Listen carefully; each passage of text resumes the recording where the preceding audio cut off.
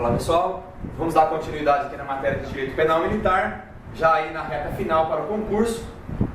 Temos já 10 aulas aí postadas.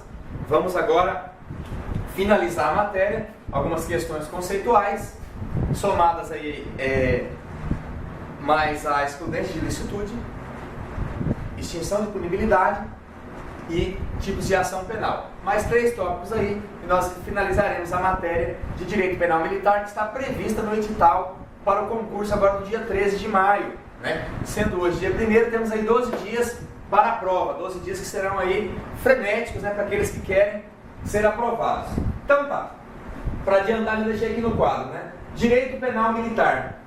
Qual é o objetivo do Direito Penal Militar? Qual é o objeto? Por que ele existe, Ele existe, senhores, ele existe para cuidar, então ele cuida dos bens jurídicos mais elevados das instituições militares, a saber, hierarquia, disciplina, autoridade, entre outros bens jurídicos. É assim, senhores, porque toda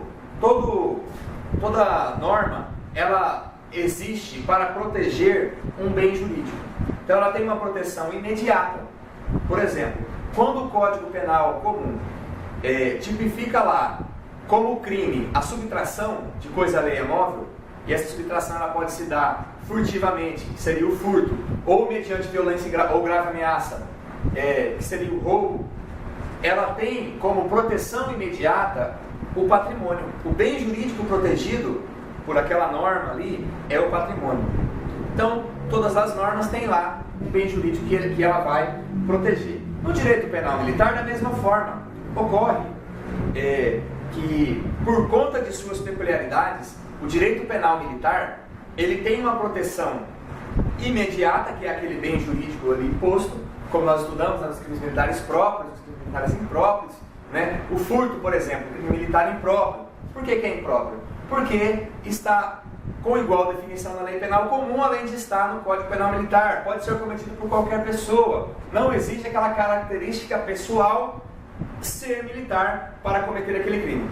Nesse sentido, o furto previsto lá no Código Penal Militar tem como proteção imediata o patrimônio, mas também tem como proteção imediata a regularidade das instituições militares. Como todos os crimes militares têm como proteção imediata aquele bem jurídico tutelado e como proteção imediata a regularidade das instituições militares. Um dos motivos de todos, nós vamos verificar nos tipos de ação penal, da maioria esmagadora, quase que absoluta, dos crimes militares são de ação penal pública incondicionada, quando não, no máximo, condicionada à requisição do ministro da Defesa ou ministro da Justiça, mas vai ser uma matéria própria para isso. Então temos aqui, que o objetivo, do direito penal militar é cuidar dos bens jurídicos mais elevados das instituições militares, a saber, hierarquia, disciplina, autoridade, entre outros bens jurídicos lá tutelados pela norma penal. Temos também, senhores, conceito de militar. Quem é militar? Quem nós podemos dizer ser um militar? Já que o Código Penal Militar, ele traz na sua tipificação, por exemplo, deixar o militar de comparecer, deixar o militar, ou lá no artigo 9º, como nós estudamos minudentemente, para ser crime militar, você vai combinar, a parte especial com o artigo 9º, inciso 2, a linha A, militar em situação de atividade contra militar na mesma situação. Mas quem é o militar? O próprio Código Penal Militar, ele traz um conceito de que militar é aquele que está incorporado, ou seja, aquele que incorporou nas Forças Armadas. Esse conceito ele é um pouco ultrapassado. Nós temos um conceito mais atual, que é o conceito constitucional, que é militar os integrantes lá do artigo 142 e do artigo 42 da Constituição Federal. Sendo o artigo 42 fala assim, pega a Constituição aqui para mim. O artigo 42 diz o seguinte, os integrantes dos corpos de bombeiros militares e das polícias militares dos territórios do Estado e do município são militares estaduais. Vejam só, artigo 42 da Constituição Federal. Fala aqui, os membros das polícias militares e corpos de bombeiros militares Instituições organizadas com base na hierarquia e na disciplina são militares dos estados, do Distrito Federal e dos territórios. Então, sabemos que integrantes da Polícia Militar como primeiro militar é militar. Por quê? Porque diz a Constituição. Vamos para o 142.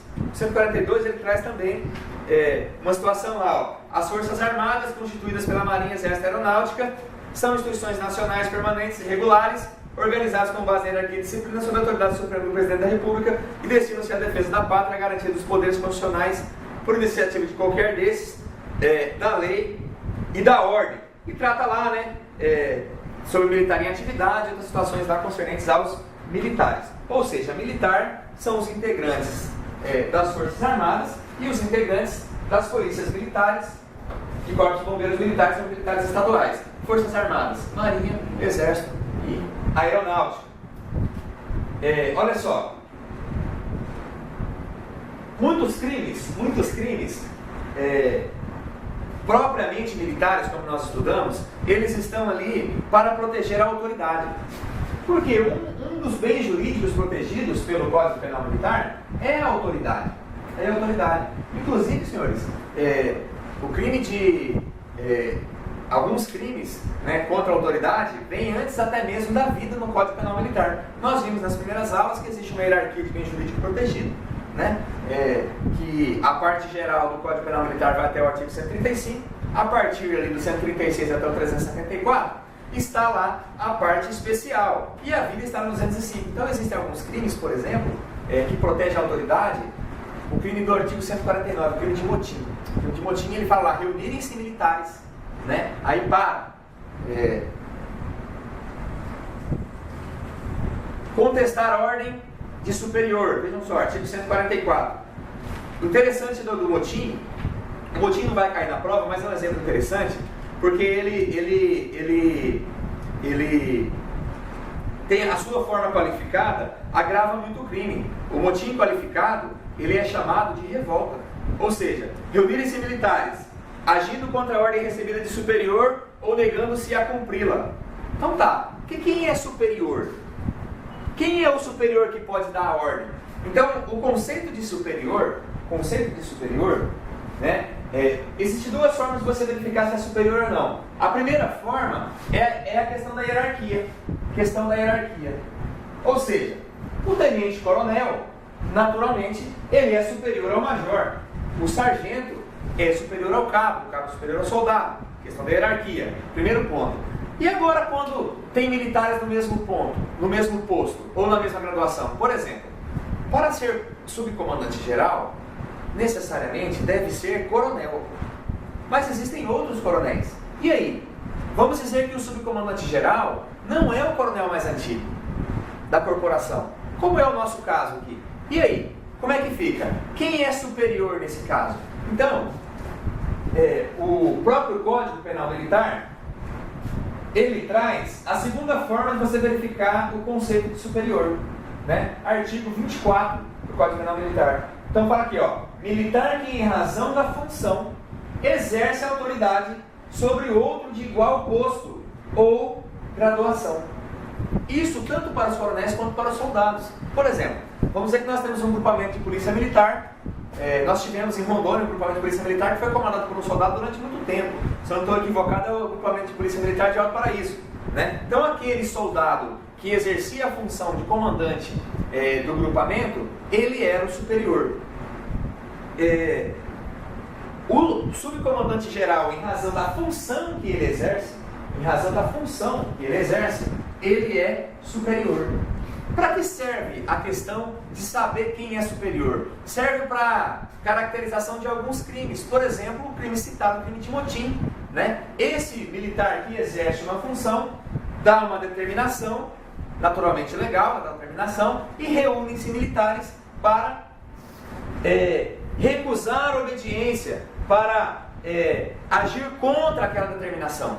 Configura lá o crime de motim. Tem que ser uma ordem dada por um superior, né? Tem que ter aquele vínculo hierárquico de superioridade funcional. Outro exemplo aqui, ó, crime de violência contra o superior. Vamos dizer que é um crime também contra a autoridade, não contra a pessoa. Vamos dizer que o sargento vai lá e agride o subtenente. ele agrediu o subtenente não por causa da pessoa do subtenente, mas para ferir a autoridade que está sobre ele, né? Para ser crime de violência contra superior, necessariamente a vítima deve ser superior e o autor deve ser inferior. Para existir o crime de violência contra inferior, necessariamente o autor deve ser superior, porque senão é outro enquadramento, vai ser outro crime, vai ser a lesão corporal lá. Artigo 209, combinado com o artigo 9º, inciso 2, a linha A. Militar em situação de atividade contra militar na mesma situação, né? Também em situação de atividade. Então, daqui nós tiramos que nós temos os crimes militares próprios, nós temos propriamente militares, nós temos os crimes impropriamente militares, nós temos os crimes próprios militares. O crime próprio militar é aquele que, além de exigir que a pessoa seja militar, exige uma condição especial, por exemplo, ser superior, né? Ser superior.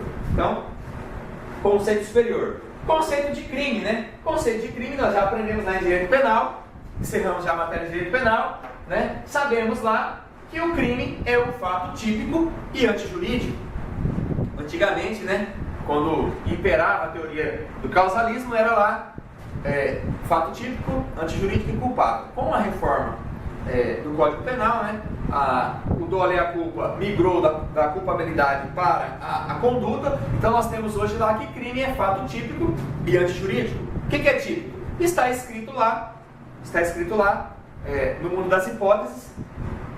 Quando aqui no mundo material alguém comete uma conduta que se enquadra, se amolda perfeitamente, né? Aquela conduta é típica, é tipificada, está escrito lá. E é antijurídico, ou seja, vai de encontro ao que prediz a norma. Quando a norma diz lá no artigo 209, ofender a integridade física de outrem, estipula uma pena, é porque a norma quer que a integridade física não seja ofendida, né? Então, aquela conduta está descrita na norma e vai de encontro lá ao que diz a norma. Aí a antijuridicidade, é a ilicitude. Então crime é um fato típico e crime é antijurídico. Para ser crime tem que ser os dois, porque se ele for só típico e não for antijurídico, ele não é crime. Por exemplo, chamar de feio. Chamar de feio não é crime. Por quê? Porque não está tipificado. Não tem nenhuma norma penal incriminadora que diz que a conduta de chamar alguém de feio constitui crime, né? Então, não é típico. É o chamado conduta atípica. E antijurídico vai de encontro lá ao que predispõe a norma jurídica. No edital, nós temos lá um tópico chamado excludente da antijuridicidade ou excludente da ilicitude. Então, antijuridicidade, antijurídico, né, é igual a ilicitude. Antijurídico é igual a ilícito. Antijurídico é igual a ilícito. Então, excludente de antijuridicidade é a mesma coisa que excludente de ilicitude, que vai ser o próximo tópico que nós vamos verificar na sequência. Vejam só, senhores. Se crime é fato típico e ilícito, ou crime é fato típico e antijurídico, então para saber se é crime militar, você, candidato, se acaso for descrita uma conduta perguntando se trata-se de crime militar ou não, você vai ter que necessariamente passar por esses dois passos. Primeiro passo, primeira coisa, para saber se é crime militar ou não. Primeira coisa, você tem que ver se aquela conduta está prevista no CPM. Claro que na parte especial, aquela conduta lá está prevista no CPM? Sim ou não? Sim, está prevista. Opa! Mas essa conduta, ela está com igual definição na lei penal comum? Ou ela está definida de forma diversa ou não está definida? Aí você vai verificar se ele é um crime propriamente militar ou impropriamente militar. Por exemplo, tem o crime lá, apresentar-se embriagado para o serviço. Esse crime está previsto no CPM. Está previsto no CPM, crime militar. Mas ele está com igual definição na lei penal comum? Um funcionário do INCRA chega bêbado, por exemplo. No máximo, ele vai responder lá uma sindicância, né, por uma transgressão funcional, no máximo. Não é crime, não há nada que incrimine essa conduta. Já na legislação castrense, essa conduta ela é incriminada. Então, nós temos que verificar aqui, ó, se ele é próprio ou impróprio. Se aquela conduta só está prevista lá, é um crime próprio. Então já sei que está prevista lá. Então vai ser crime militar. Por quê? Porque ele está previsto lá e eu vou combinar.